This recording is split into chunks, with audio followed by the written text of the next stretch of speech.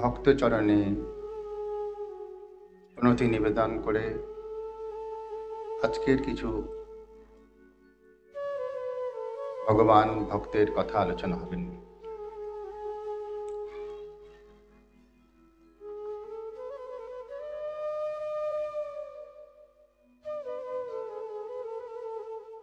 আজকে আপনারা যে এসছেন এখানে সকলে এসছেন এক জায়গায় হয়েছেন একটা বিশেষ কারণে, বিশেষ একটা দিন, বিশেষ একটা তিথি, বিশেষ একটা ঐতিহাসিক সময়।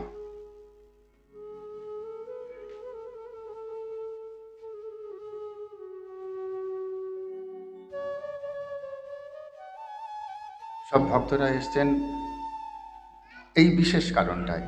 কি কারণটায়? যে 500 বছরেরও আগের কথা, যে সময় অযোধ্যাতে রাম মন্দির ধ্বংসপ্রাপ্ত হয়।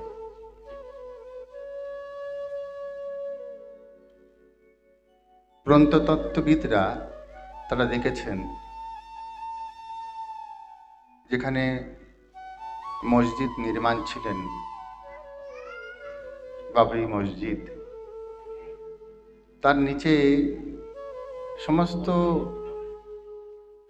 তথ্য তারা দেখেছেন যে এটাকে মন্দির নির্মাণ ভেঙে মসজিদ হয়েছেন, এখানে মন্দিরের দেবতা পূজিত হতেন, এরকম সমস্ত প্রমাণ পেয়েছিলেন। তাই কোনোভাবেই কোর্টে গিয়ে হেরে যেতে হয়নি। মন্দির নির্মাণের জন্যে অনুমতি পেতে গিয়ে কোর্ট মান্যতা দিয়েছেন।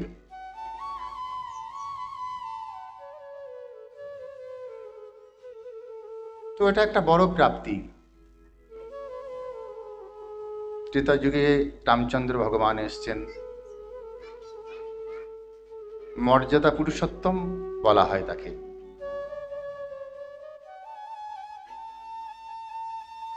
সেই মর্যাদা পুরুষোত্তম ভগবান ত্রেতা যুগে যে এসছেন,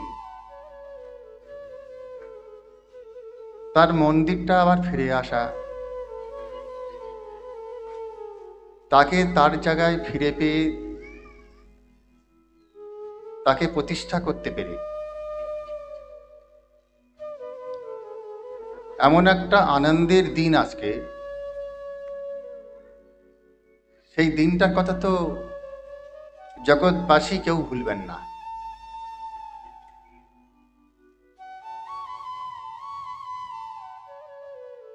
কেউ ভুলবেন না এই কারণে, এত বড় প্রতিবন্ধকতা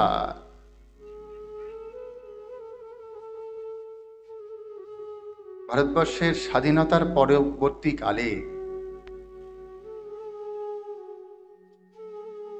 কেউ যে একটা সাহস দেখাবেন,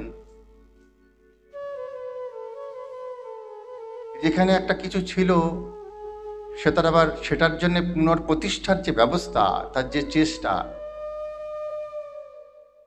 কেউ কখনো করেননি।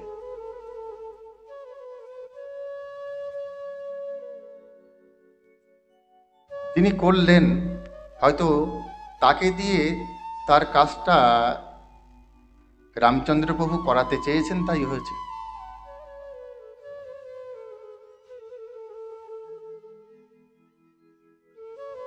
দেখুন, তাকে দিয়ে করাতে চেয়েছেন এর অর্থটা এরকম,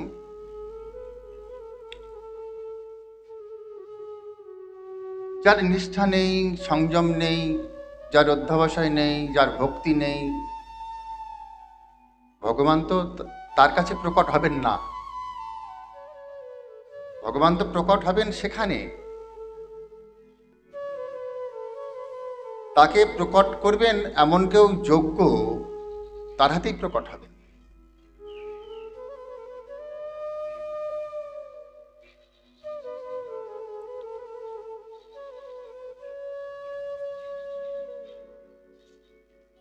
বাংলায় রামচন্দ্র প্রভুর প্রতিপত্তি প্রভাবটা কম।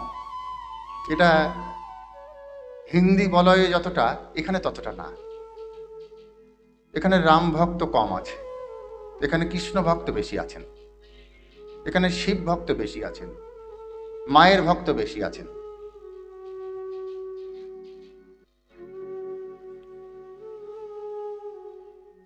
তো কাকে দিয়ে কি করাবেন সেটা তিনিই জানেন, তিনি মনস্থির করে রেখেছেন, তাই হয়েছে।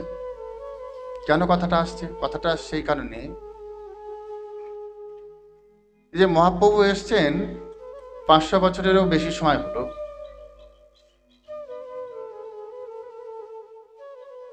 তো যখন মহাপ্রভু এসছেন তখন আজকে আমরা যে ধুমধাম করে বৃন্দাবনে যাচ্ছি, 500 বছর আগে যে মহাপ্রভু এসছেন, আজকে যে আমরা ট্রেনে চাপছি, আজকে চাপছি কাল চলে যাচ্ছি ব্রজধামে। মথুরা স্টেশনে নামছি, সেখান থেকে বৃন্দাবন যাচ্ছি 12 কিলোমিটার মাত্র, মথুরা স্টেশন থেকে বৃন্দাবন। কেউ রাধাকুণ্ডে চলে যাচ্ছি, ওখান থেকে 30 কিলোমিটারের রাস্তা স্টেশন থেকে, মথুরা স্টেশন থেকে। তো আমরা যে মনে হলেই চলে যাচ্ছি, ব্রজ পরিক্রমা করছি, মহাপ্রভু যখন এসেছিলেন তখন তো ছিল না।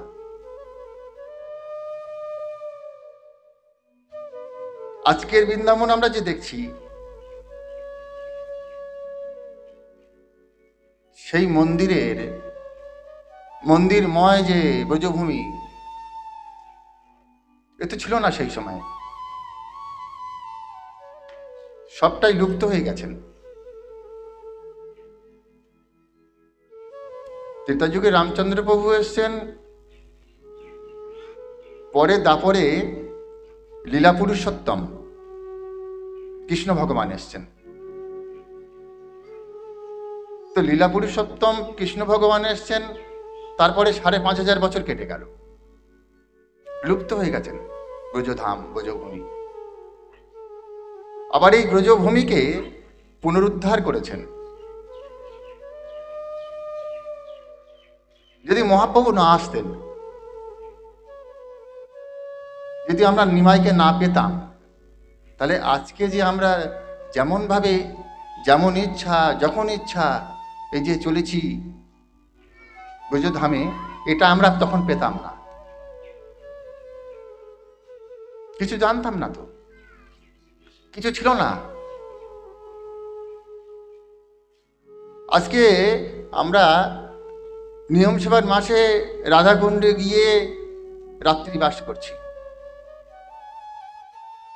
নিয়ম সেবার মাসে এমন অনেক ভক্তরা আছেন, তারা নিয়ম সেবার একটা মাস রাধাকুণ্ডে ঘর ভাড়া নিয়ে থাকেন। এই যে যাতায়াতটা, রাধাকুণ্ড শ্যামকুণ্ড, সেটাই তো লুপ্ত হয়ে গেছে, সেটাই তো ছিল না।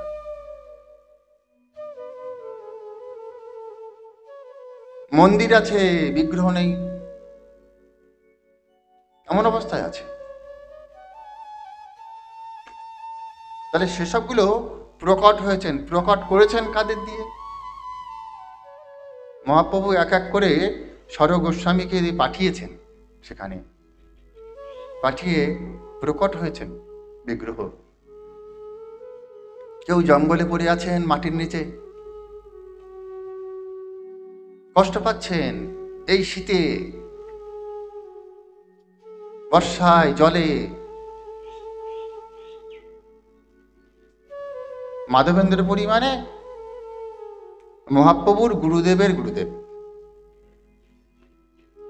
মহাপ্রভুর গুরুদেব হচ্ছেন ঈশ্বরপুরী, তার গুরুদেব হচ্ছেন মাধবেন্দ্রপুরী। মাধবেন্দ্রপুরী যখন গেছেন, ব্রজধামে আছেন,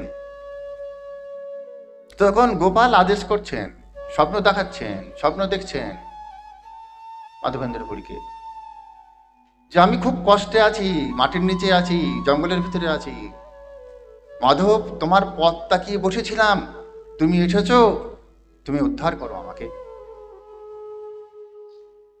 মাধবেন্দ্রপুরী গ্রামের মানুষকে ডেকে নিয়ে এসে গোপাল উদ্ধার করছেন মাটির নিচ থেকে। বলছে কতদিন আমার ভোগ লাগে না, সেবা হয় না, কতদিন আমি তেল মাখিনি, আমি কি কষ্টে ছিলাম। গোবর্ধন পর্বতের উপরে প্রতিষ্ঠা করলেন গোপালকে। কলস কলস জল, কত তেল তাকে মাখানো হচ্ছে, গোপালকে অভিষেক হচ্ছে। আজকে যে অন্নকূট, এই অন্নকূটের ব্যবস্থা ছিল না তখন। এক এক গ্রামের মানুষ এক এক দিন এসে অন্নকূটের ব্যবস্থা করছেন। রাশি রাশি চাল, রাশি রাশি গম, সেই গম দিয়ে আটা তৈরি হচ্ছে, আটা দিয়ে পুরি তৈরি হচ্ছে, রাশি রাশি চালের অন্ন তৈরি হচ্ছে, সঙ্গে ব্যঞ্জন আছে।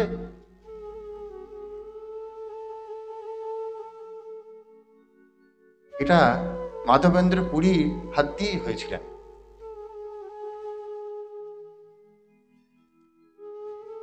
স্বর গোস্বামীকে পাঠিয়েছেন পরবর্তীকালে মহাপ্রভু। কি করতে হবে আদেশ করেছেন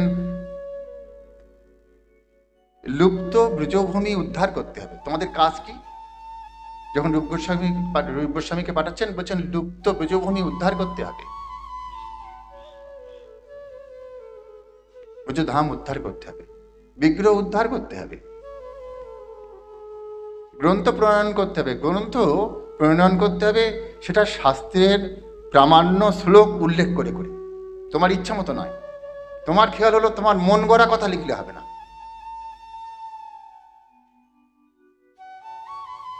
তারা সেই কাজগুলোই করেছেন। হয়তো তাদেরকে দিয়ে করাবার ছিল, তাই তাদেরকে দিয়েই করিয়েছেন। মাধবেন্দ্রকে দিয়েই করানোর কথা ছিল, হয়তো গোপাল প্রতিষ্ঠা পাবেন, গোপাল প্রকট হবেন, তাই গোপাল নিজে তার ব্যবস্থা করেছেন। কতগুলো বলার অর্থ, আজকে পুনরুদ্ধার হলেন যে মন্দির, আজকে পুনর্প্রতিষ্ঠা হলেন যে বিগ্রহ, তা হয়তো আমাদের দেশের কোনো ধর্মের নেতার হাত দিয়ে এটা হতে চেয়েছিলেন রামচন্দ্র প্রভু, তাই হয়েছে।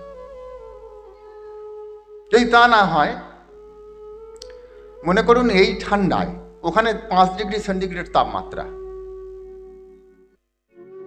আমাদের এখানে 5-এ কোনোদিন নামেনি, আমাদের 15 এলেই মনে হয় কত শীত।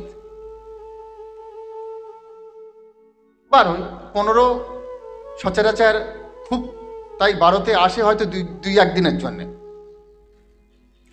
5 ডিগ্রি সেন্টিগ্রেড তাপমাত্রা, কেমন অবস্থা বুঝুন। দিল্লিতে যেখানে থাকেন সেখানে তাপমাত্রা আরো কম। আজকে 11 দিন ধরে নিষ্ঠার সঙ্গে আছেন, সংযমের সঙ্গে আছেন। কেন? আজকে বিগ্রহ প্রতিষ্ঠার দিন, তাই বিগ্রহ প্রতিষ্ঠা করবেন। তার জন্যে ব্রাহ্মণ আছেন,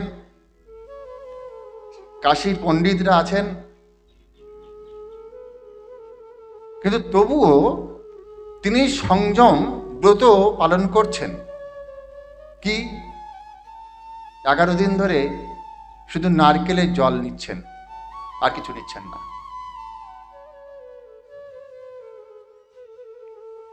ভূমিশয্যা মানে বিছানা বাদ দিয়ে মেঝেতে মাটিতে শোয়া, সুতির পোশাক পরছেন।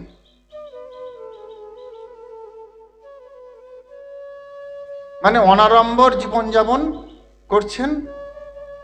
কেন? আজকে রামলালার প্রতিষ্ঠা দিবস, নতুন করে প্রতিষ্ঠা হবেন। আচ্ছা, ওনার দরকার কি কিছু ছিল করার? দেশে এত সাধু সন্তরা আছেন, তারা করলেই তো হতো। কিন্তু একটা কথা আছে জানেন, রাজার পাপে রাজ্য নষ্ট হয়। রাজা যদি ধার্মিক হয়, প্রজারা ধার্মিক হয়। এমন এমন অনেক উদাহরণ আপনারা দেখবেন। একাদশী ব্রত প্রতি মাসে দুটো করে একাদশী হন, শুক্লপক্ষে একটা হয়, কৃষ্ণপক্ষে একটা হয়। এই যে ব্রত হয় মাসে দুটো, এই দুটো ব্রতের প্রতি একাদশীর মাহাত্ম্য কথা আছেন। সেই মাহাত্ম্য কথা যখন পাঠ হয়, একাদশীর দিন মাহাত্ম্য কথা পাঠ করতে হয়। কেন একাদশীর দিন মাহাত্ম্য কথা পাঠ করতে হয়? কারণ মাহাত্ম্য কথা শ্রবণেও অনেক ফল পেয়ে যাবেন আপনি। তাই সেই মাহাত্ম্য কথা কি বলছেন? যখন কৃষ্ণ ভগবান কিছু বলছেন, যুধিষ্ঠির মহারাজ শুনছেন, সেখানে বলতে গিয়ে বলা হচ্ছে কি, যে কোনো একটা আখ্যান বলছেন, পৌরাণিক আখ্যান বলছেন। আখ্যান বলতে গিয়ে সেখানে কি বলছেন, যে কোনো রাজা তার রাজত্বে একাদশীর দিন অন্ন নিষেধ করে দিয়েছেন, যে আমার রাজত্বে কেউ অন্ন নেবে না। শুধু মানুষ না, জীবজন্তু পর্যন্ত অন্ন নেবে না। যে অন্ন নেবে তার শাস্তি হবে। তো ধার্মিক রাজা যেখানে, সেখানে ধর্মপথে চলে পূজারা।